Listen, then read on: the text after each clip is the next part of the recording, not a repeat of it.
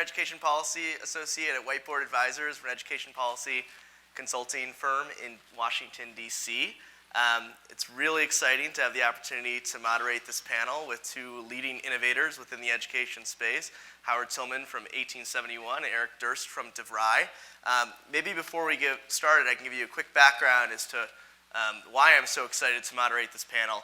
I used to work for the Ohio Board of Regents, which is the state of Ohio's Higher Education Coordinating Board, as Assistant Vice Chancellor for Research and Commercialization. And as part of my job, it was my role to kind of think about improving technology transfer on campuses. So we would often get all the technology transfer officers, and hopefully none of the technology transfer officers from Ohio are in the room right now. We used to get them all in a room together, and we would talk about how they could improve their work. And we would always think about kind of new ways for them to be thinking about places that they could find commercializable technologies on campuses. After all, for those of you that are familiar with tech transfer, you know the big thing is, how can we get another startup company? How can we get more IP? How can eventually we get license revenue, which is what the presidents really want to see. And I remember one meeting we were talking about it, and we started to think, we work in education policy. We're thinking about education technology. You have education schools. You have some of the top faculty members who are thinking about the future of education. Have you thought about working with them to commercialize your technology? And we got absolutely laughed at. You would not believe the expressions, the faces that we got from the folks who were on the Technology Transfer Council. And they said, of course we're going to follow the leading PhD who's thinking about the next medical device technology or the new way of doing solar panels.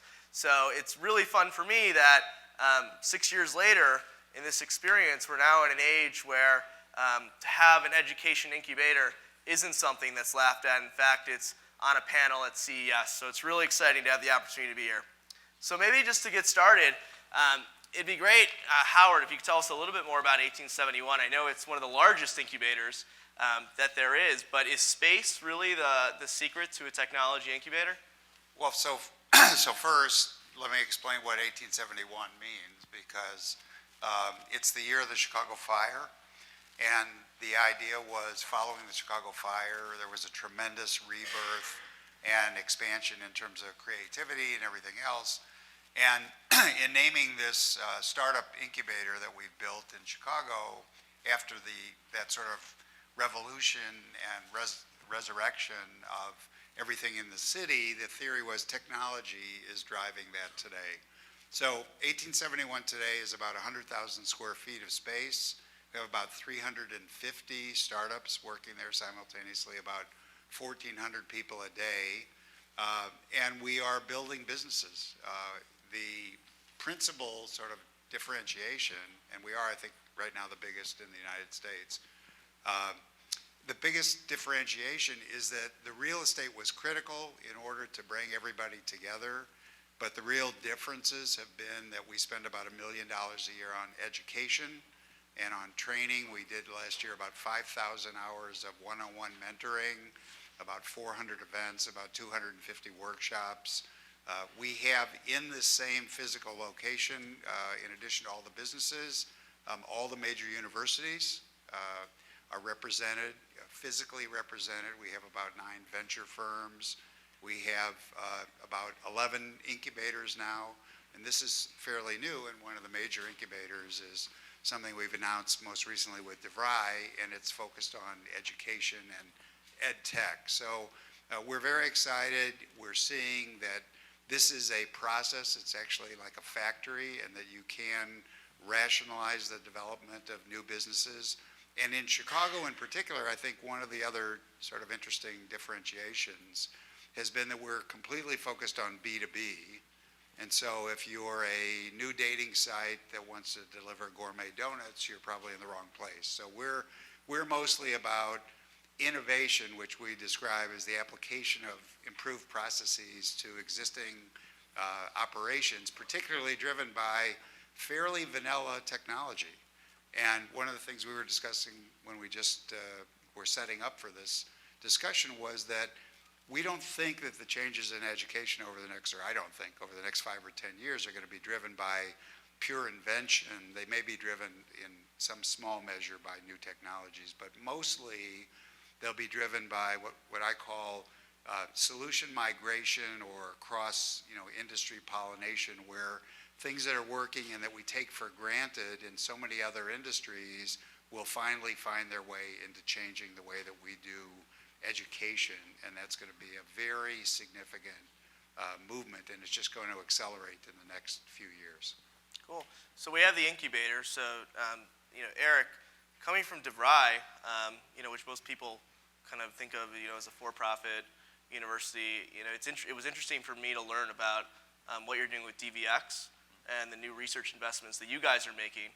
So I'm curious to learn a little bit more about, why are you guys doing this? Why are you taking your own dollars, investing in research, and what are the areas that you think are the most pressing? Got it. Great question. So I guess first of all, I got to explain a little bit about what the size of DeVry Education Group is. Most people know DeVry University. That's got only one school that has our namesake name in it. But we also have Chamberlain College of Nursing, Ross University School of Medicine, Ross University School of Veterinary Medicine. We have 9 schools in Brazil. We also have Carrington Colleges out on the West Coast. So we have a variety of post-secondary higher education entities. And one of the things we learned with a variety of different types of students that we educate is that there were opportunities to drive things much more fast than we could internally ever ourselves. And we formed a group called DVX about 5 years ago. A gentleman by the name of Jeff Dunn actually runs it. He works for me. Great guy, works a lot with Howard.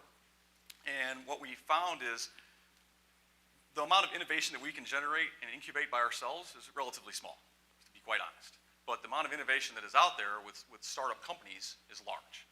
And mostly when we talk to startup companies, what they're looking for, yes, they're looking for money, not so much investment money, they're looking for customers, right? They're looking for that base customer, somebody who can really work with them and modify and solution the problem. Because usually they have maybe a half, 3/4 baked solution to a given education problem, and they need to take it all the way to fully baked. And we said, gosh, we'd love to work with you on those, because those of you who maybe are in IT, you go to a major vendor like an Oracle or an Intel, and you say, hey, I want to help innovate one of your products, and unless you're really, really big, they kind of laugh at you, because they say, well, we got a release schedule, and we'll get that new product or that new feature you want. You'll get it in 2 years. Well, startup companies are much more nimble. They'll work with us day in and day out, and they'll change their product the way we would like them to change their product very rapidly. And so that caused us to form this group called DVX and focus specifically on canvassing the world. Where can we find the best and brightest startups? And the reason we hooked up with 1871 is we're getting a lot of startups, as Howard just mentioned, focused on Chicago, and we thought there's an opportunity to bring education startups to Chicago as well and really start incubating them to grow B2B businesses. And in their case, they would be selling their processes or their solutions to schools.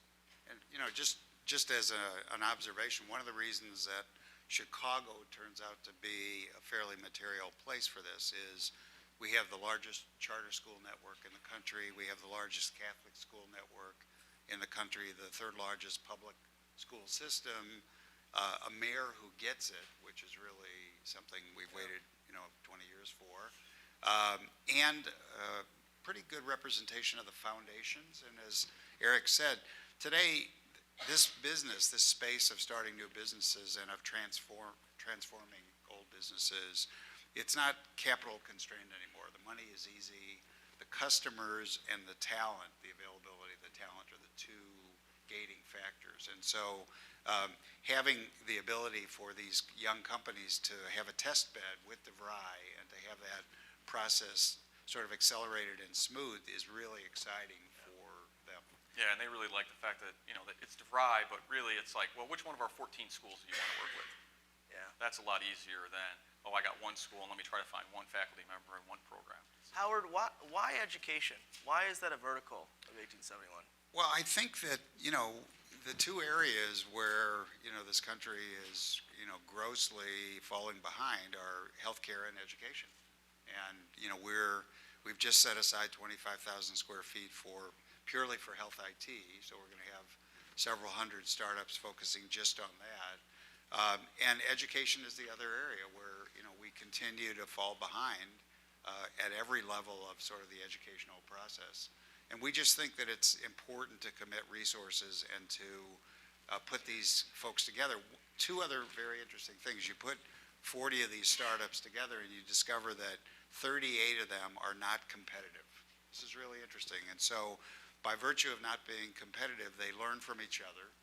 They learn at an accelerated rate because somebody has to go figure out the solution or the question or the right person to call on. But then the other 25 people run right up their back and they don't learn it individually, seriatim. And so there's a lot of synergy, there's a lot of serendipitous sort of manufactured interactions. And we just think that it's going to be one of the most substantial areas in terms of growth of new businesses for the next decade. What kinds of businesses are they within the education, both at 1871? I'm curious to know what kinds of things you're investing into at DVX. Sure. I'll go first. Go ahead. Yeah, so some of the things that we're looking at from a broad spectrum, we look at a couple different things. We're looking at things, adaptive learning. You know, that's a pretty big buzzword in education. I'm sure everybody's heard it, and everybody's still looking for the solution. It's still not out there. There's some big names that have made some names for themselves, but at the end of the day, especially with adult learners, you know, they're all coming in with a variety of experiences. Sometimes it's been a very long time since they actually went to school. Maybe they don't remember their math skills as well. They never really used or applied statistics. It's been a while, and they need a different way to, if you will, get back into the flow of education, and it has to go at a different pace than the person who just, you know, came right out of high school. I just had calculus last year. I'm taking calculus at college because you're making me. Okay, I can flow into that pretty easily. You got to have something that adapts to the different pace that people need to work. So that's a big category.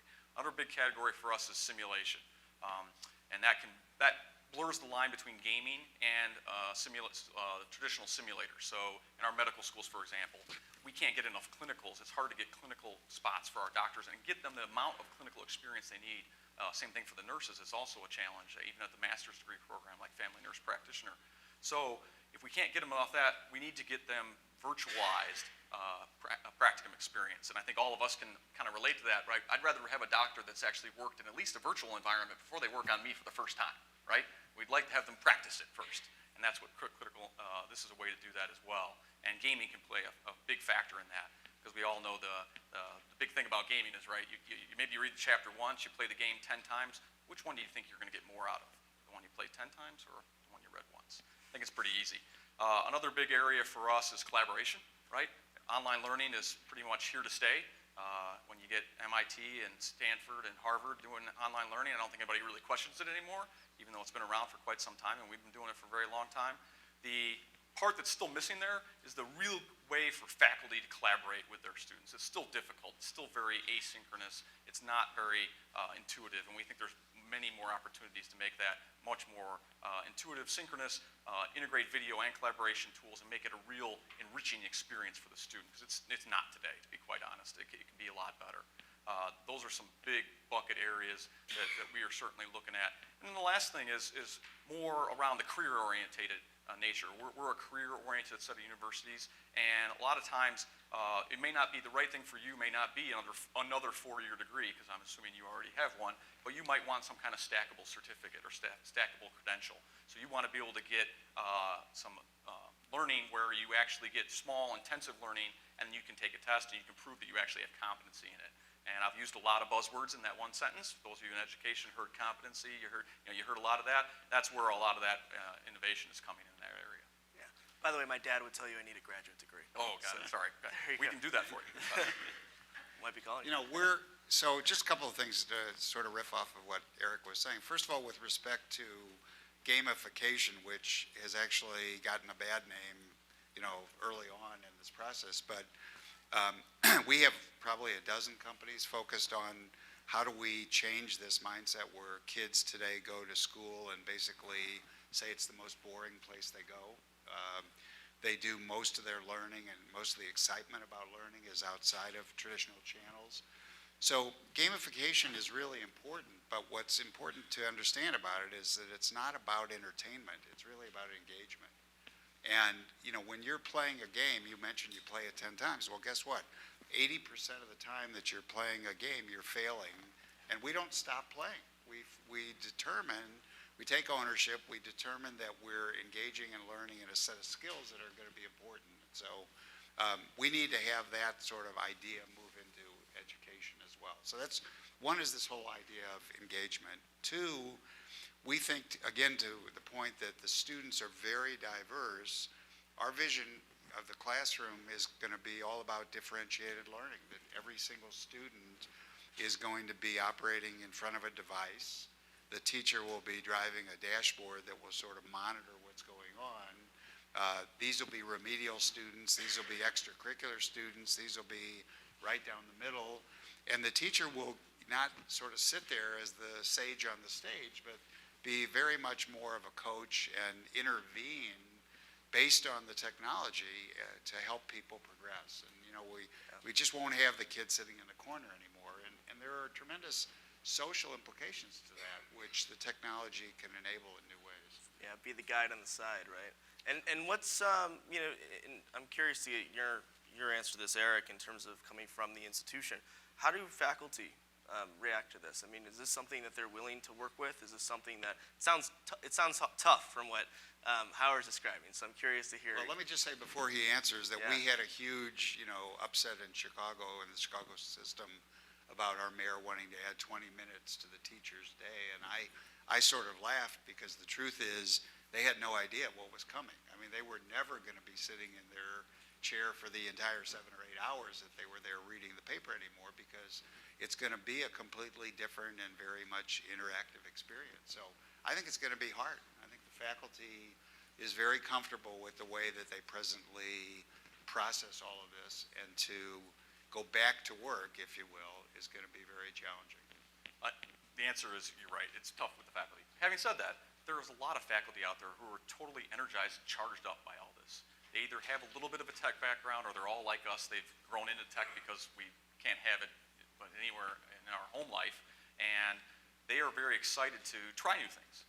In addition, a lot of them are they're kind of tired of being sage on the stage, to Howard's point. They want to work problems with students, but they don't know how to do that at scale, right? I can work a one-on-one problem. I can maybe break up into 4 groups in a classroom and get them to work 4 groups, but then I got to wander around, and who knows if I get there right. If we could enable through technology them to actually get people to progress through the learning stages, which is often, as Howard mentioned, actually failing a couple times, and then, because you have to almost unlearn a few things before you learn the new concept. If we could enable that through technology, there's a lot of faculty out there that would love that, because they know that the sage on the stage isn't reaching everybody. I think the other thing that we're seeing is the most common complaint in both education and healthcare is really simple, and it's that the documentation and the record keeping is getting in the way of the teaching or of the care.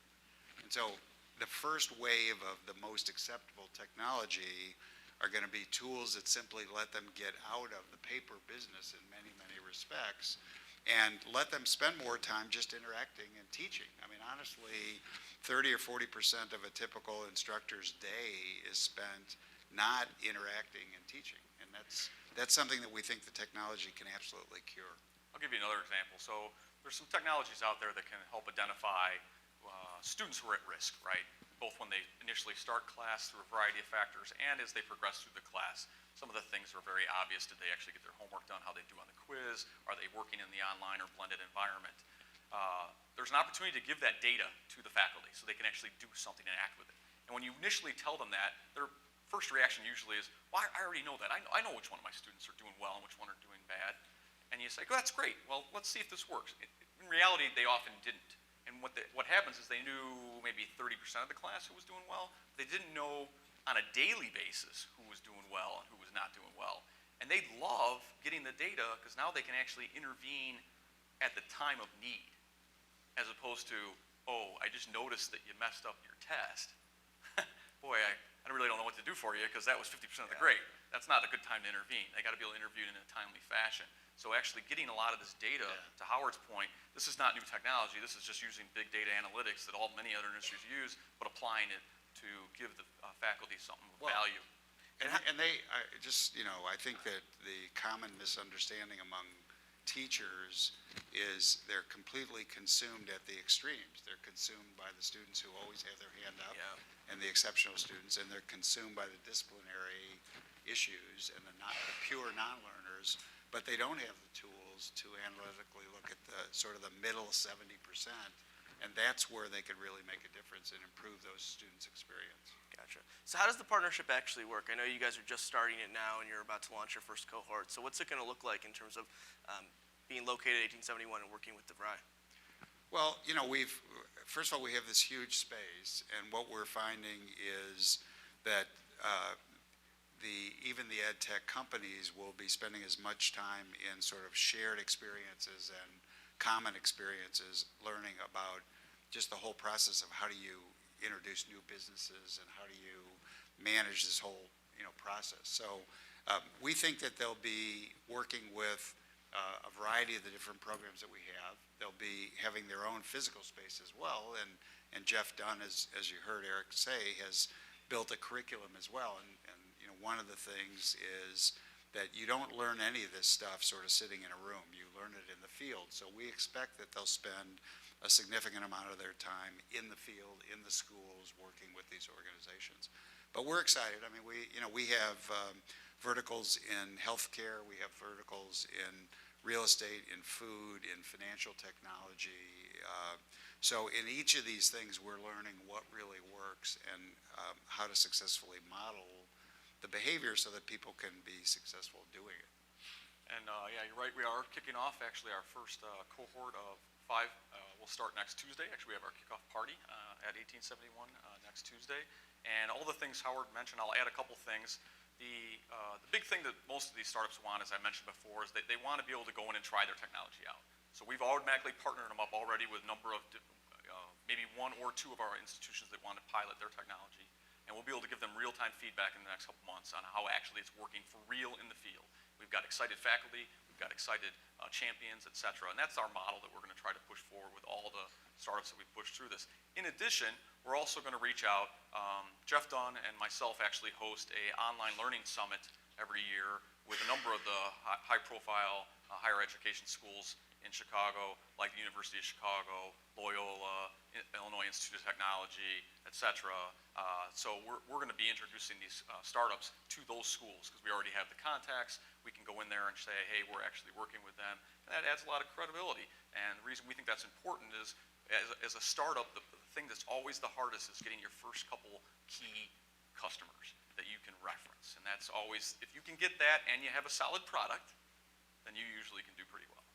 And are there examples of where this sort of living learning lab has worked with education technology? Yeah, so prior to us starting the 1871 relationship, we did some work with a startup out of Austin, Texas, and we actually worked with them, helping them build a new product to help. This is Civitas? This is actually a company called Civitas Learning, yeah, out of Austin. And we actually worked with them us and other schools did, on a couple different products almost simultaneously. So there was one product that was more oriented towards faculty, and the product we worked on was oriented towards student advisors. So people who work and coach students as they go through their curriculum. As Howard mentioned before, a lot of times what's needed by students is not actually more academic help. Sometimes it's how do I deal with my financial aid? How do I deal with my problems at work? How do I deal with fitting in homework time? How do I deal with family issues? And being able to give them data and analytics to help them identify which students are struggling so they can reach out to them at time of need. Same kind of concept as I mentioned before for the faculty, but doing it through the student advisors. We actually helped Civitas build a new product just to do that. And they're now actually, they've got it working for us, and they're actually now selling it to other customers. Great. Very cool. So in terms of when the companies come out of the incubator, I mean, what at the end of the day is in it for DeVry in 1871? I mean, I know you talked about this a little bit earlier, Eric, in terms of the customer, but is that really the end game here? Well, the end game is to help students. I mean, that really is the end game. The end game is to address some of the challenges that Howard mentioned about the lack of higher ed achievement and the fact that it's actually starting to shrink. You know, the percentage of the population that actually is achieving higher ed is starting to shrink. So one of the biggest challenges we have these days, due to some of the challenges at K through 12, is that people are not coming in prepared for higher ed. And if we can do anything to help them achieve their ultimate career goals, I mean, people today mostly go to college to get a career, right? That's why they go to college, or to enhance their existing career, or to move into a new career because my current one's not working out. Everything we want to do is to make sure that they achieve that ultimate career goal. And if they're achieving it through getting education in a more streamlined and expedient manner, so that it happens quicker, all the better for them. That's the ultimate goal. And less costly. And I would just say that our bogey is slightly different, and that is, we're funded, we're a nonprofit, but we're funded by the state, and the goal is very simply to create additional jobs and additional businesses within the state of Illinois. But these, the beauty of education today is that when companies develop these solutions, and you mentioned you were in Israel, this came from Israel. When your whole country is only 7 million folks, you build a global solution on day one because you know that you have to reach a broader market. That's really what we tell every one of our companies today. And in education in particular, these solutions go global overnight. They have very inexpensive, if they even exist, cost of distribution. The technology is very accessible. It's pretty much in place.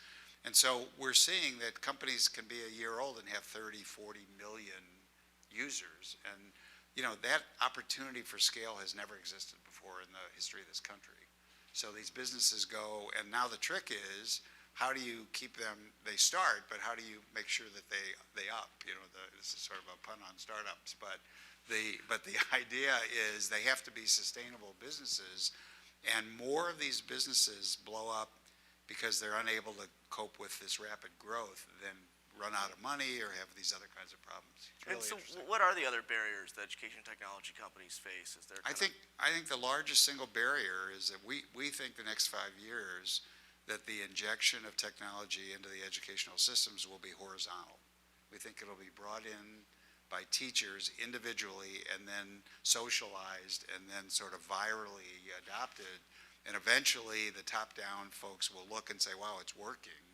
So we think the students will bring the devices, the parents will insist on measurement, efficacy, transparency, and the teachers will be looking for efficiencies. And all of those things turn out to be things they can buy at the Apple Store. There's 150,000 education apps right now in the Apple Store.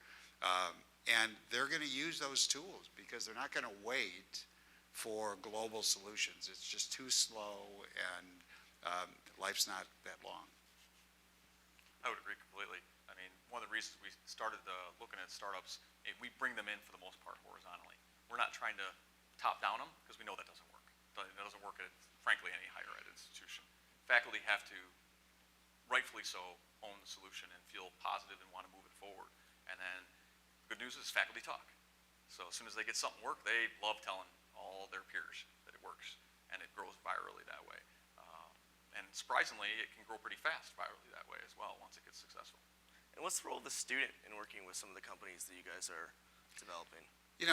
The students are, entrepreneurial in the sense that more and more, I think, they've learned that they're not going to work for one or two companies throughout their life, that they're going to have to take responsibility for not only managing their career and their life, but for lifelong learning.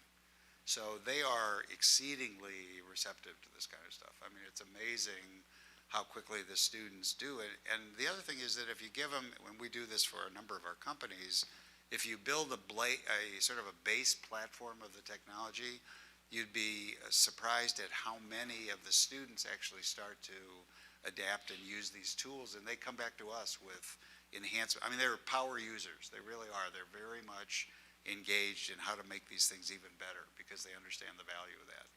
And by the way, it's a learning experience. It's a tremendous learning experience for them. Completely agree. It is surprisingly easy to get students engaged. First of all, you tell them, hey, would you like to have some pizza? That's always key. And then you tell them, number two, would you like to work with a startup company? And think about what's going on in the industry today. Most of the younger generation, even the younger adults, they're thinking about, wow, look at everything that's happening in this, if you will, the startup broad industry. Entrepreneurs are the new rock stars, and they're very excited to come in. And if not, they may think that they're working with them in hopes of getting a job, and if they do, that's great. But they're very excited to work. And to be honest, they like giving back. They like saying, wow, you're really asking me to try something new, and I'll tell you whether it works, and if it works, you'll give it to other students. Where do I sign up? They're very excited, very passionate. Gotcha. And Eric, why work with outside companies? Why not just build this yourself within DeVry, these different solutions? Yeah, that's a great question. I think our CEO asked us that once at one point. I think he already answered it. I did answer it a little bit, but I'll add on to it real quick. The amount of innovation that we could do internally is probably 5% of what we could get from working with startups. That's the easy math. Jeff Dunn has brought in, 22 startups to work with us or something like that today that we've piloted various solutions with. My guess is, and I used to run IT, so I can say this, if it would have come through my IT group, we would have done 3. Because that's all we would have had time to develop. Gotcha. Well, I think it's even more than that. I think that today, every industry, it doesn't matter, it's not limited to education, every industry says the same thing, which is, in the last 10 years, one of the places they saved was with respect to R&D.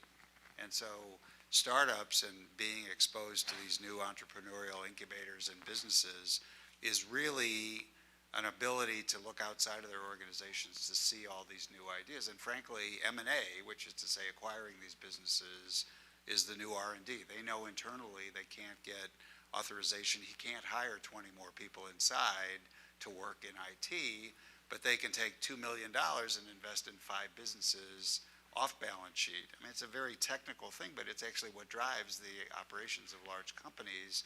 So they can watch and nurture those companies and then bring them into the fold as they prevail, as they succeed. And you're seeing this all over the world now. It's the acquisition velocity is increasing dramatically.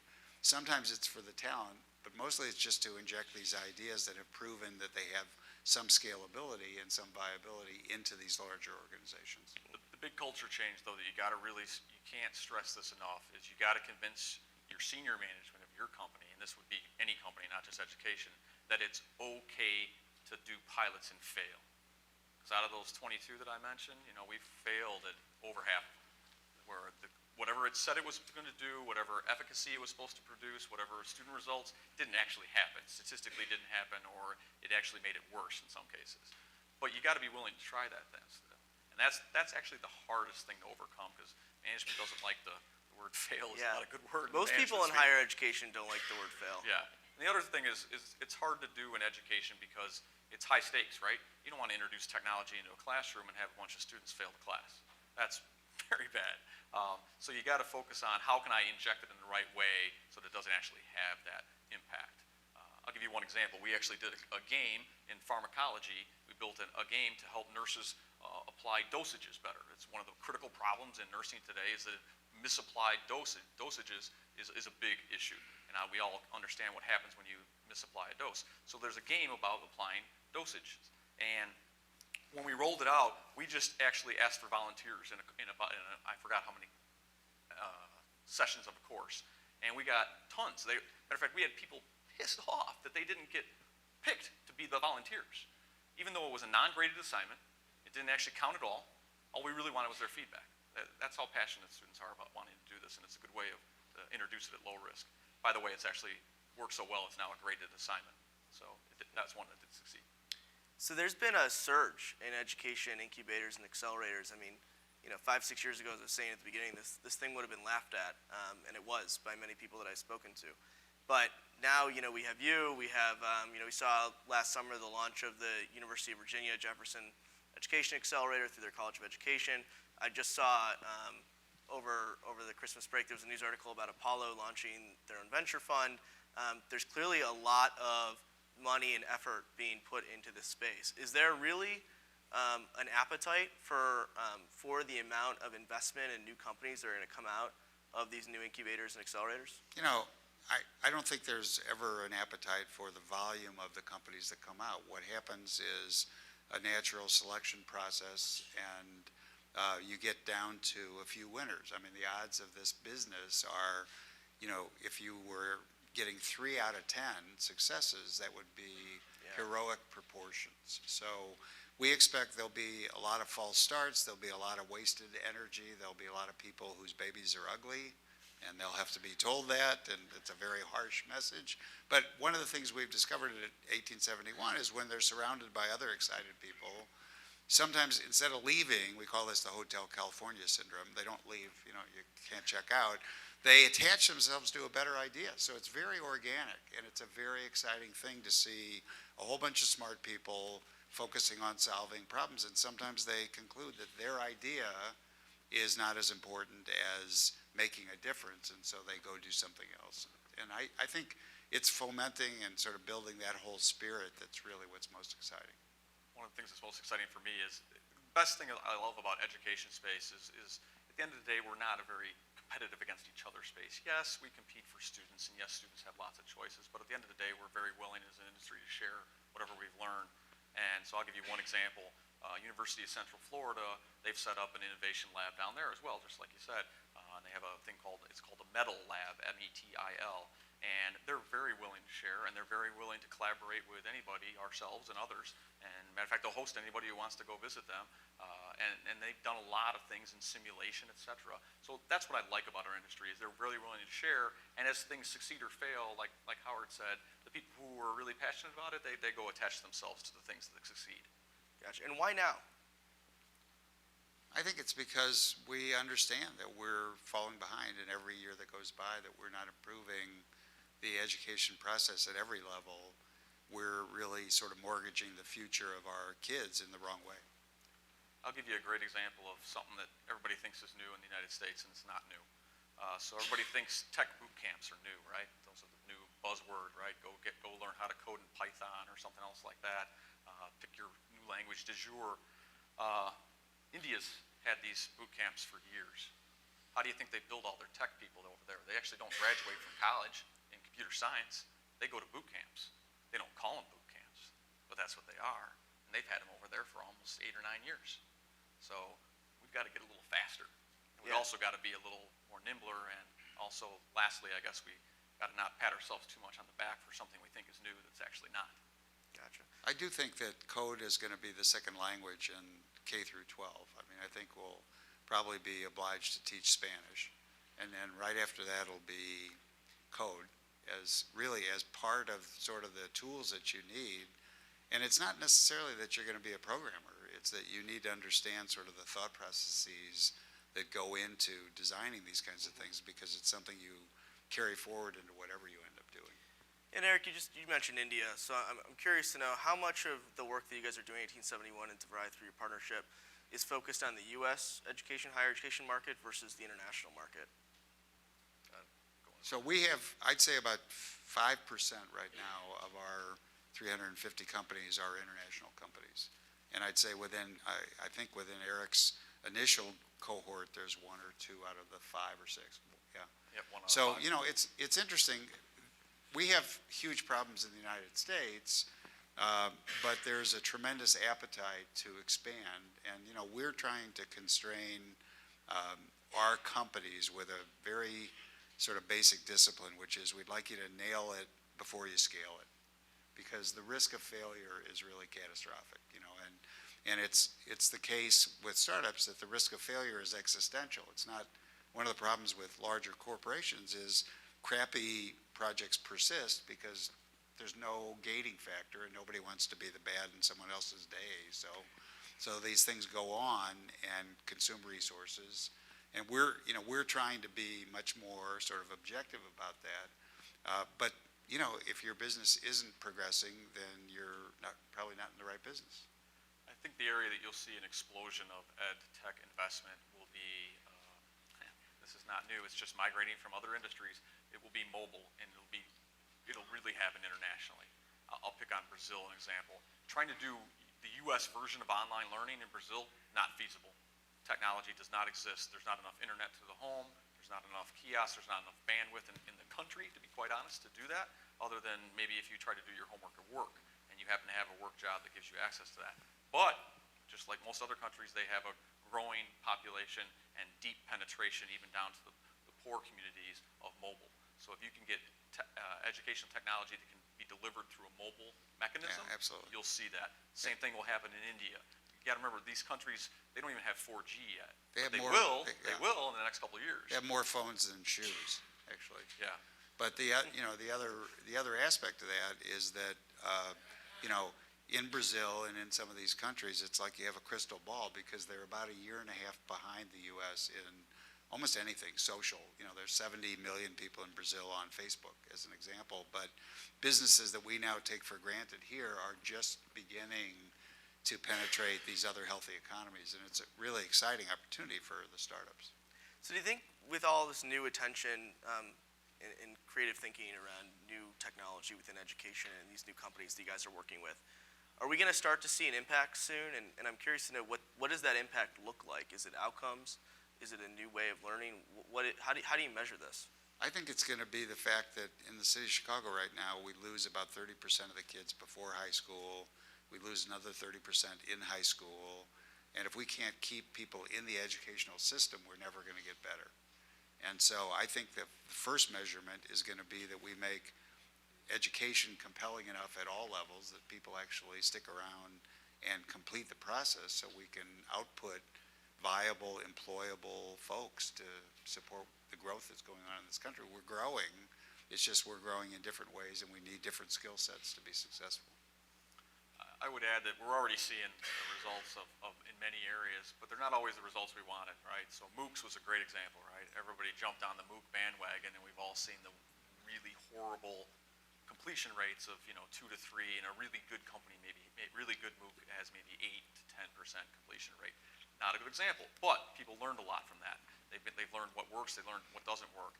Now we're seeing competency-based programs come out where you actually can apply your learning from current work experience, prior work experience, and then migrate through at your own pace and test. We'll get some good and we'll get some bad results out of that. And we'll see things go that way. We'll see more synchronous-based online learning instead of just all asynchronous like it is today. All these things are happening right now. They're not things that are going to happen. They're happening right now. Problem is we won't know really which solution is going to work for probably, I'm guessing, another 2 to 3 years. And I'd say it's longer than that, but I would watch for the transformation from time-based learning to mastery and competence. That's where we'd love to see the world end up. I mean, 2 to 3 years is a long time to see results in the startup world, right? And I mean, is this something that can sustain itself when you need to wait that long? That's the beauty of having DeVry behind these companies, because if things are working, it's not, they don't get distracted by having to spend a perpetual amount of time raising funds and doing everything else. They can actually build real businesses, and having sort of these partnerships between large organizations in the education space and some of these new ideas is really critical. Gotcha. Well, I want to turn it over to the audience in a second, but real quick first, I'm just curious, as the next panel is going to be about predictions and looking ahead, but you're just now starting the 1871 DeVry cohort that's about to come out. You've both been working in with education startups over the last couple of years. Are there a few that get you really excited about what's coming in education, and what do they look like? I think that there are opportunities throughout the sort of the food chain, and so we're seeing people that are working on, as Eric said, big data and how to really make sense out of that. And what you discover is that what happens in the classroom is only sort of the sharp end of the spear, but it's measuring that, and it's scaling that, and it's learning from that, and then distributing those lessons. So we have companies that are really at every point in that process, and I think that we just have to see. I mean, the problem is as they get to the highest level, they bump into the federal government, and that's a really depressing prospect. So, I don't know what to say about that. I mean, honestly, that's why we really hope that the change will come sort of in every direction except from top down, because the least involvement that Congress has in any of these things, I think the happier we'll be in the education space. Cool. We'll save that conversation another time. Exactly. So I'll give you 2 companies that we're excited about because they're in our cohort. I won't list all 5, and then I'll give you 2 that are outside our cohort that we're excited about. We're excited about a company called Century Tech, which is actually out of the UK. I'm going to be part of this cohort, and they have an innovative approach to adaptive learning. I'll just put it that way, and we're all looking for that solution.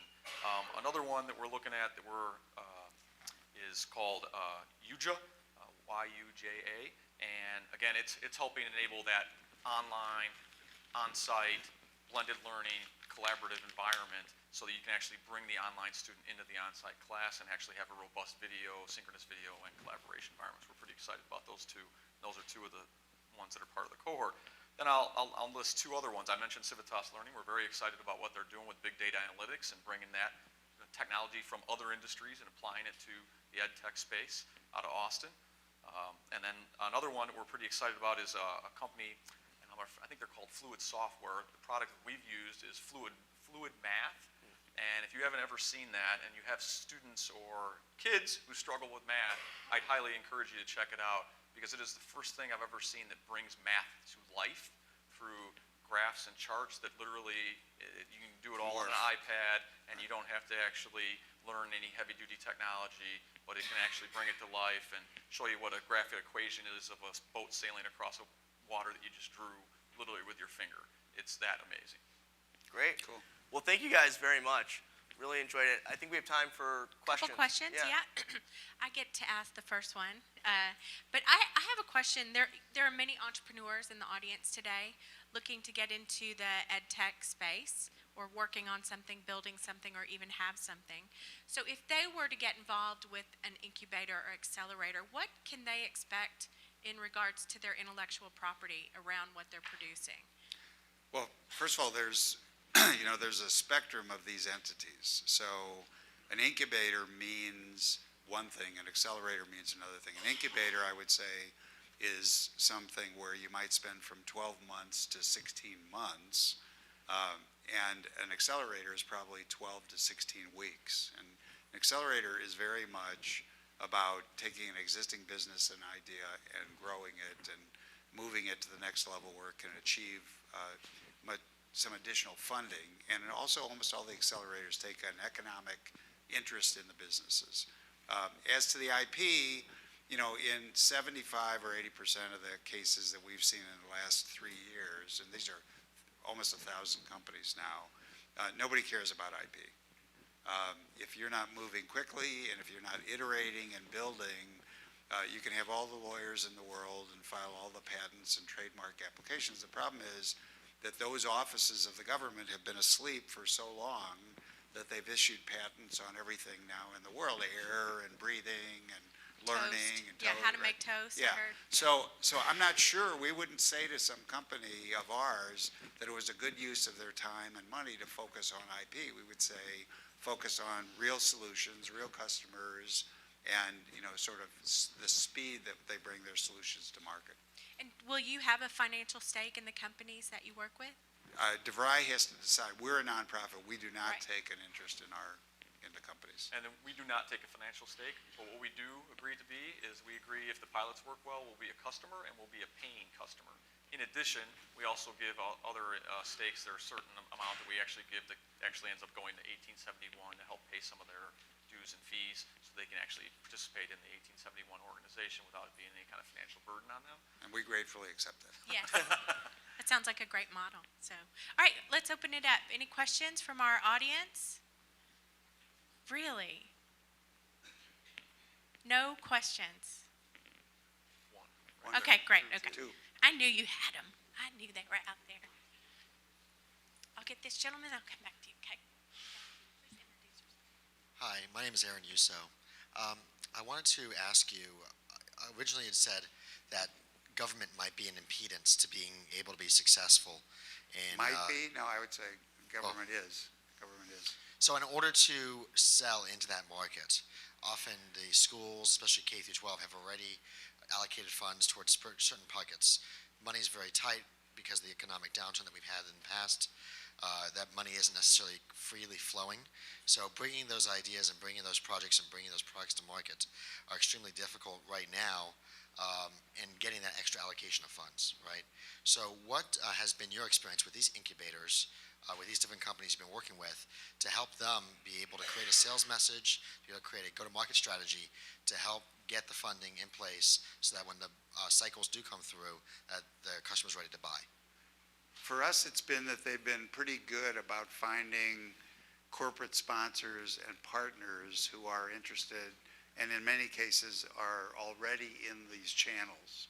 So many of our companies are working with people like Pearson and some of the big players that are already there to provide new tools, new solutions, new products through the existing channels, because that track has already been laid, and that's the most efficient way to do it today.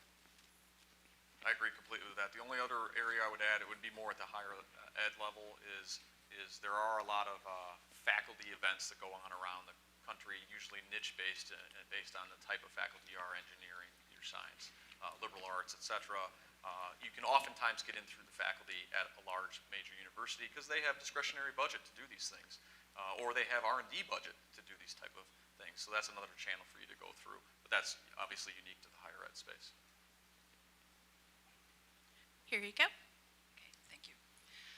Hi, thank you. My name is Yao Zhang, a Roboterra robotics education company. I wanted to know from your experiences, do you think education tech startups will have the same scalability as all these other tech companies for global market? Because for us, I think it's something that we always have to think really hard, because educational market is very cultural, based on certain cultural context, and there are language barriers. For example, the successful program in China that's supporting, that's basically connecting Coursera's contents to students, is the platform allows students to translate their contents. So I just want to know from your experiences, are there any successful cases that their ed tech company, when they're born, they're global oriented?